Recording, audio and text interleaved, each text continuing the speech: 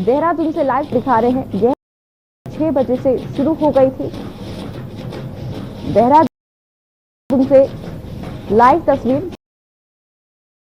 IMA है। वहीं आज भारतीय सेना को 341 जांबाज मिल सकेंगे।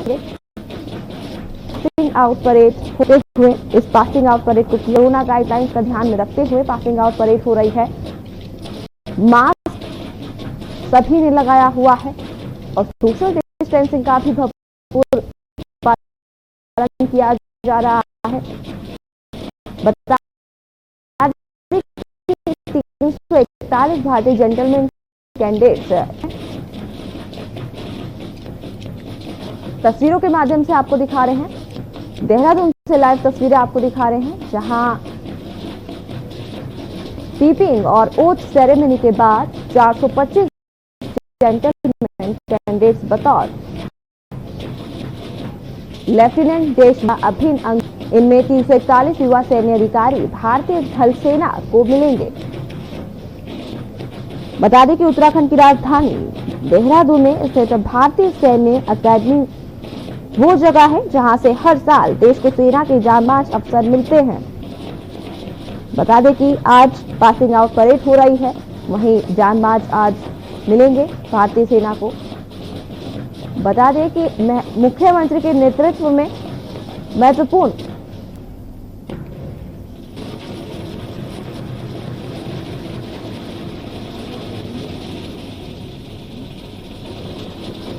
आज सेना को भारतीय थल सेना को मिलेंगे 341 युवा सैन्य। सेना के लिए अवसर तैयार करने के साथ साथ IMA का सुनहरा इतिहास रचा है। IMA ने ही पाकिस्तान को उनका पहला आर्मी चीफ भी दिया था। IMA देहरादून का 88 साल का गौरवपूर्ण इतिहास जवानों के साथ साथ हर देशवासी का सीना गर्व से चौड़ा कर देता है।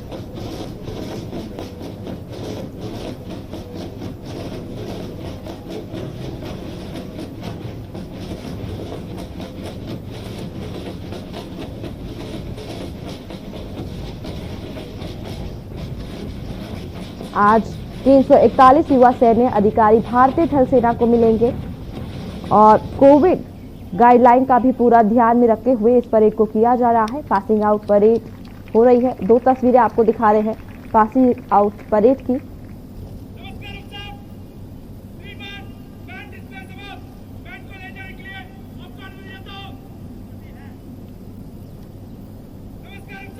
देहरादून से लाइव तस्वीरें, जहां जनरल RP सिंह बतौर रियूनिंग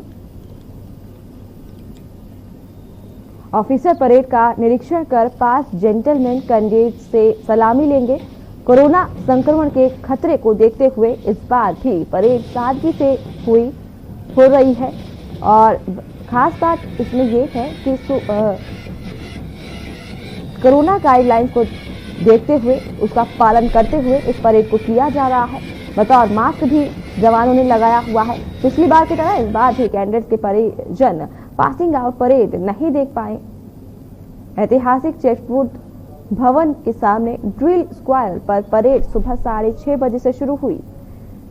तस्वीरों में आप साफ तौर पर देख सकते हैं।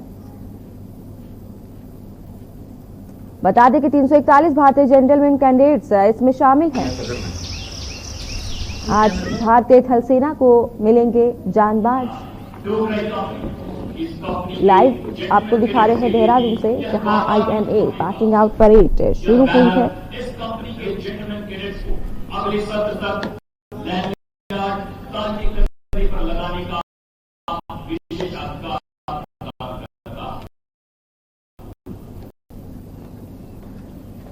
सरहद के निगहबानी के लिए मिलेंगे चुके हैं अशोक कुमार के। सबसे पहले तो पूरी जानकारी क्या है कि जिस तरीके से आज देहरादून में IMA पासिंग आउट परेड हो रही है, क्या पूरी जानकारी है आपके पास?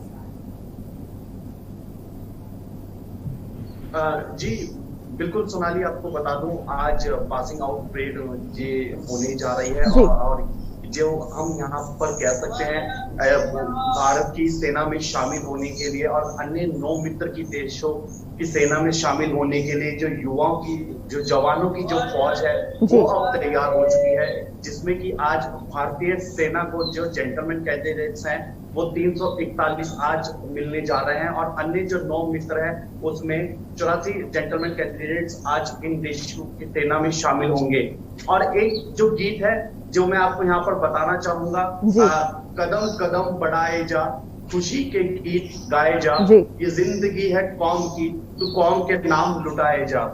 इस गीत के साथ जब जो जवान है आगे बढ़ते हैं तो उनके अंदर जो जोश है अपने देश की सेवा के लिए और अपने देश के के नाम अपनी जिंदगी को पूरी तरह से कुर्बान करने के लिए, तो पूरी तरह से जो जोश उन युवाओं के अंदर देखने को मिलता है और जो जज्बा देखने को मिलता है, तो इस जज्बे से साफ तौर पर यह दिखाई देता है कि अब उन्होंने अपनी पूरी जिंदगी देश के नाम लिख दी है, देश के नाम कुर्बान करने का संकल्प ले लिया है। और जिस तरह से वर्तमान समय की अगर हम यहाँ पर बात करते हैं तो कोरोना काल के चलते जिस तरह से पहले भी एक बार जैसे पहले हुआ था कि परिजनों को अनुमति नहीं दी थी, जो पिछली बार की जो परेड हुई थी इस बार भी ठीक वैसे ही कोरोना काल के चलते जो परिजन है वो आज की इस परेड में नहीं शामिल हो पाएंगे। कहीं ना कहीं थोड़े बहुत जो जवान है वो कहीं ना कहीं इसको लेकर नाराज जरूर दिखाई दे, लेकिन यहाँ पर अगर अब बात की जाए तो देश के आगे वो किसी को नहीं रखते, देश के लिए आगे बढ़ने के लिए हर तरह से पूरी तरह से यहाँ पर तैयार रहते हैं। और आज यही एक कारण है कि जो जवान है लगातार अब उनका जो पहला कदम अपना भारत सेना के लिए बढ़ा देंगे, ये जानते हुए कि परिजन में साथ नहीं होंगे, ये जानते हुए कि चुनौतियां अब और बढ़ चुकी हैं, बावजूद उसके आज देश की सेना के लिए अपना पहला कदम बढ़ाने जा रहे हैं। चुनौतियां और ज्यादा अब मुश्किल होने जा रही हैं, तो भारत की सेना का अब वो हिस्सा बन जाएंगे, जिसके बाद से लगातार अब उनके लिए चुनौतियां लगातार बढ़ती चली जाएंगी। तो साफ तौर पर कहा जा सकता है कि देश की सेना के लिए लगातार अब युवा आगे बढ़ रहे हैं।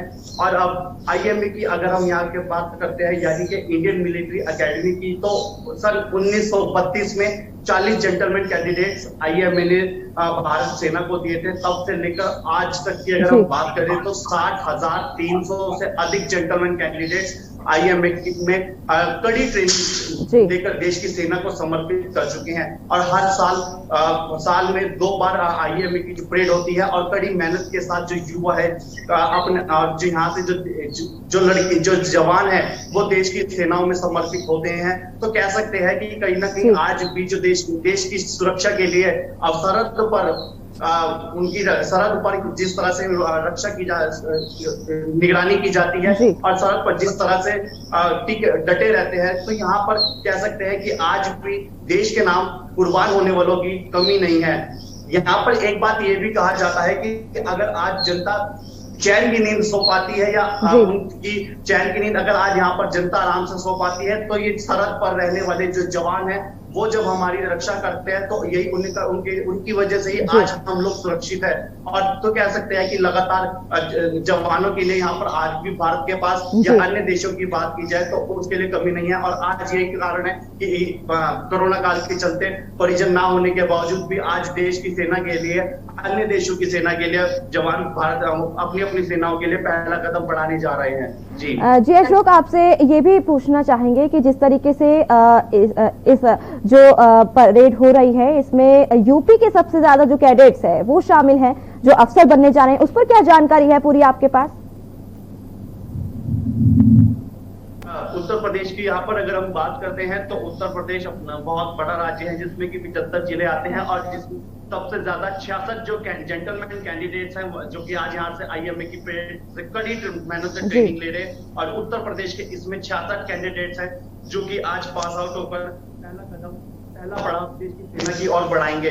ये सब जानते हैं कि ट्रेनिंग में कड़ी ट्रेनिंग इनको यहाँ पर आईएमए में दी जाती है। चुनौतियों का किस तरह से सामना करना है वो भी बताया जाता है। हालांकि अब जब ये देश जी अशोक, जिस तरीके से देहरादून आज हो रही है वहीं सरहद की निगहबानी के लिए आज जांबाज मिलेंगे। अशोक कुमार, इस पूरी जानकारी के लिए आपका बहुत बहुत शुक्रिया। तो तस्वीरें आपको दिखा रहे हैं जहां देश को आज मिलेंगे 341 जांबाज।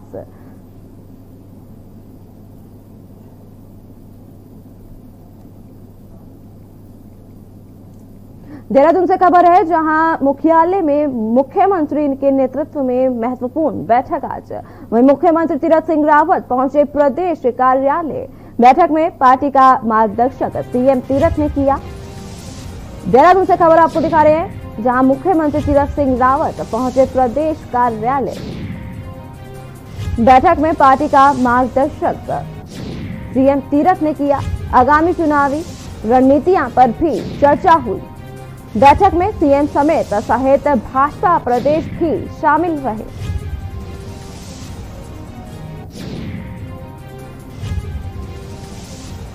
बैठक में पार्टी का मार्गदर्शक किया गया। आगामी चुनावी रणनीतियों पर भी चर्चा की गई।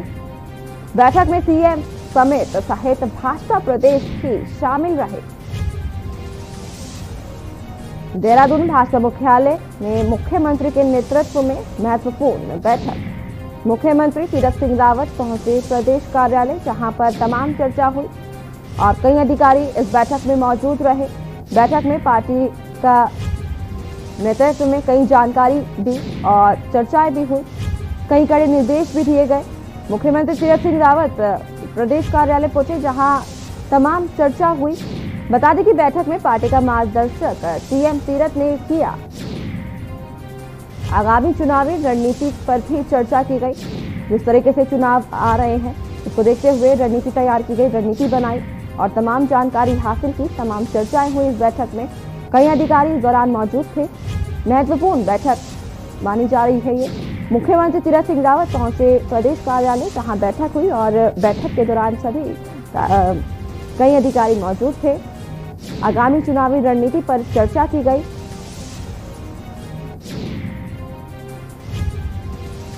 मुख्यमंत्री तीरथ सिंह रावत प्रदेश कार्यालय पहुंचे।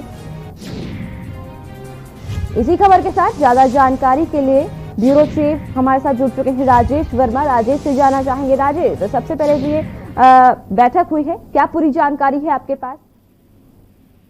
बिल्कुल सोनाली, मैं बता दूं कि जो बैठकों का दौर है वो संगठन बैठकों का लगातार भाजपा का जारी है। 3 दिन से लगातार जो है चिंतन शिविर और कार्य समिति की बैठक जो है वो लगातार हो रही है। प्रदेश अध्यक्ष मदन कौशिक जी के आवास पर जो है परसों भी जो है ये बैठक बुलाई गई, लेकिन कल जो है ये बैठक प्रदेश कार्यालय में जो है भाजपा प्रदेश कार्यालय में ये चली है और इसमें जो है मुख्यमंत्री तीरथ सिंह रावत जो है वो स्वयं इसमें मौजूद थे और साथ में जो संगठन के तमाम जो पदाधिकारी हैं वो इस बैठक में मौजूद थे। लेकिन सबसे बड़ी बात सोनाली ये है कि इस बैठक में आगामी 2022 के जो चुनाव है उसमें किस तरीके की भाजपा की जो रणनीति होगी, किस तरीके से प्लेटफॉर्म जो है वो तैयार किया जाएगा, तो ये तमाम ऐसे मंथन जो है इस बैठक में रहे हैं। और साथ ही सबसे महत्वपूर्ण जो इसमें बैठक का जो चिंतन का जो विषय है वो यही है कि मुख्यमंत्री के विधानसभा उपचुनाव को लड़ने के लिए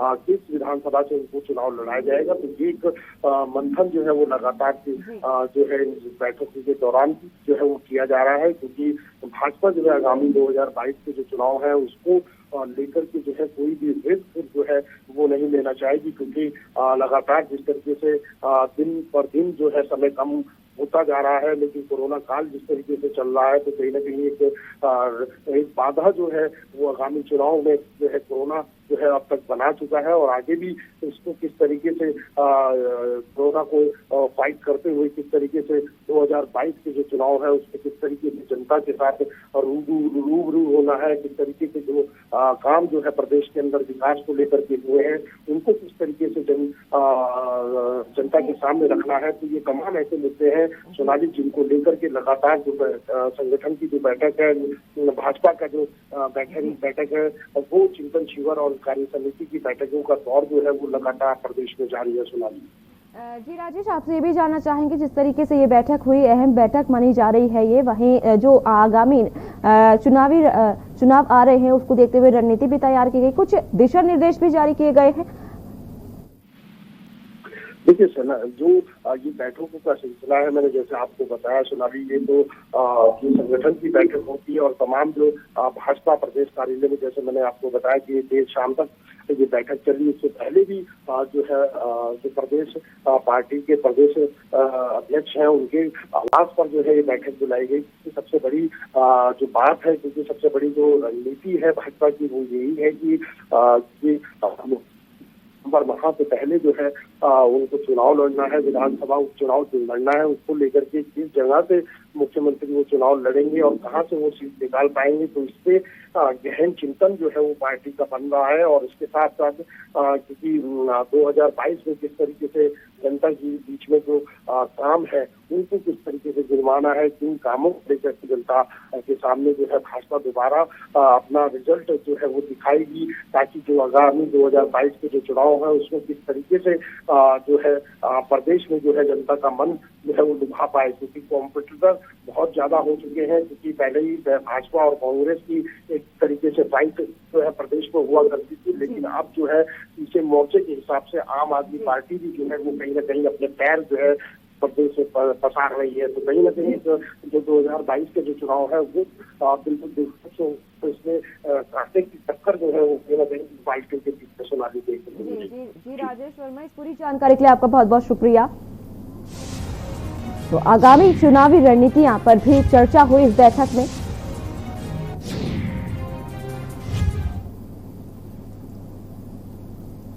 वक्त हो चला एक छोटे से ब्रेक का, ब्रेक के बाद जल्द हाजिर होंगे।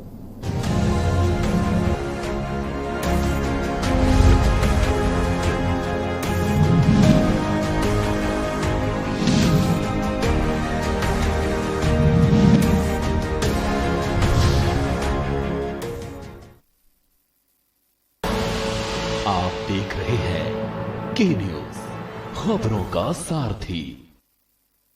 कोरोना काल में हर जरूरत या समस्या के समाधान के लिए सभी दिल्ली वासी बस याद रखें एक नंबर 1031। 1031 पर आपको कोविड से जुड़ी सारी जानकारी दी जाएगी। किसी भी अन्य सहायता के लिए स्क्रीन पर दिए हुए नंबरों पर भी संपर्क कर सकते हैं। 1031 को सेव कीजिए और अपने नजदीकी रिश्तेदारों और दोस्तों को भी भेजिए। याद रहे दिल्ली 1031, दिल्ली की अपनी कोरोना हेल्पलाइन। दिल्ली सरकार हमेशा आपके साथ है। पर ये दिल है कि चख रहा है उन्हीं अल्फाज़ों का दूर कितना भी जाओ, इस जुबान से दूर ना जा पाओगे। विमल, बोलो जुबान केसरी। स्वाद और खुशबू में झूम के भाई लेके आए गोल्डी मसाले। गोल्डी मसाले, खुशबू और स्वाद ऐसा तो रिश्तों में गुस्सा कैसा। आप देख रहे हैं के न्यूज, खबरों का सारथी।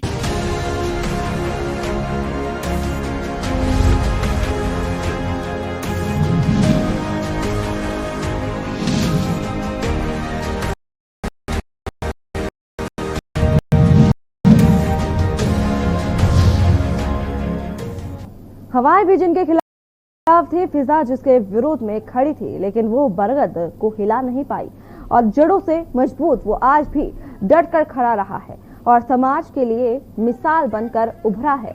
वो कोई और नहीं बल्कि उमेश कुमार है, जिसने पत्रकारिता का वो स्तंभ स्थापित किया कि सत्ता भी हिलाकर रख दी और विरोधियों ने धाराशायी करने के लिए हर पैत्र इस्तेमाल किए, लेकिन उसके हौसलों को ना तोड़ पाई।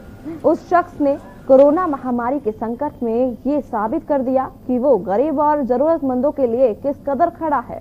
उमेश कुमार ने हर चुनौती को स्वीकार किया और आज उनकी एक विशेष टीम उत्तराखंड के हर दुर्गम क्षेत्र तक पहुंचकर मदद पहुंचा रही है, जो उमेश कुमार की एक अलग ही पहचान बना रही है। वही उमेश कुमार का कहना है कि उत्तराखंड में विपक्ष नाम का है तो सत्ता पक्ष के लिए कुछ भी कहना इसलिए सही नहीं क्योंकि मुखिया अभी काम समझ नहीं आ पाए। साथ ही साथ उनकी टीम प्रदेश में हर जरूरतमंद तक मदद पहुंचाने को तैयार है।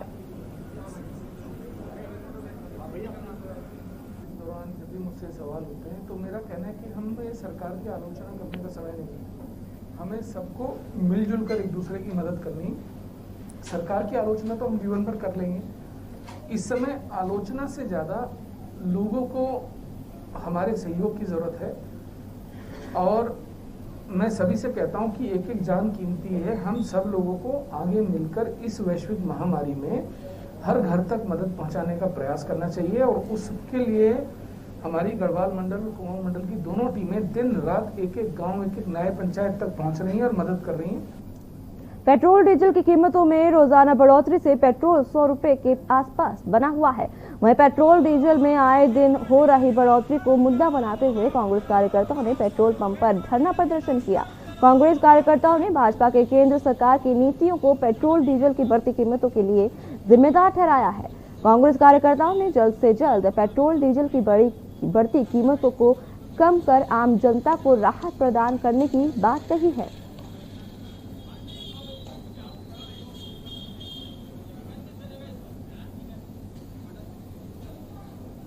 सरकार और राज्य सरकार द्वारा जो पूरे देश में और राज्य में जो महंगाई की मार आम जनता को पड़ रही है, पेट्रोल डीजल की कीमत पर, रसोई गैस की सिलेंडरों पे, जनता एक तो लॉकडाउन और इसी महामारी से पूरे देश में तरह मच्छी भूखमरी से मर रहे हैं, लेकिन सरकार फिर भी आंखें बंद करके बैठी है। जहां उसको सब्सिडी और डीजल और इसकी खाद्यान्नों के दामों में, डीजलों में, पेट्रोल में और गैस सिलेंडरों में जहां पर रेट कम करने चाहिए, तो वहां के बजाय उन्होंने रेट को और ज़्यादा आसमान छू दिया है। काशीपुर के आईटीआई थाना पुलिस ने युवकों को सोशल मीडिया पर युवती बनकर झांसे में लेकर बाइक लूटने के मामले में पुलिस ने 4 आरोपियों को गिरफ्तार कर उनके कब्जे से लूटी गई बाइक बरामद की है। पुलिस ने सभी आरोपियों का संबंधित धाराओं में चालान कर न्यायिक में पेश किया है।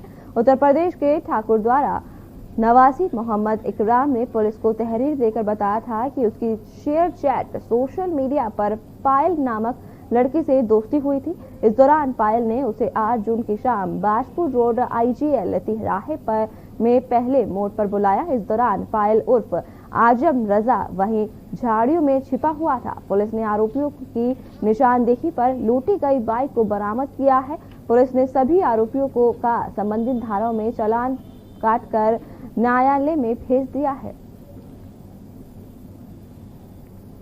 इस मामले में हमने 4 लोगों की गिरफ्तारी की है। ये बहुत ही अलग प्रकार का क्राइम है, जिसमें एक लड़के ने सोशल मीडिया में अपने आप को लड़की बताते हुए कुछ लड़कों से चैटिंग की।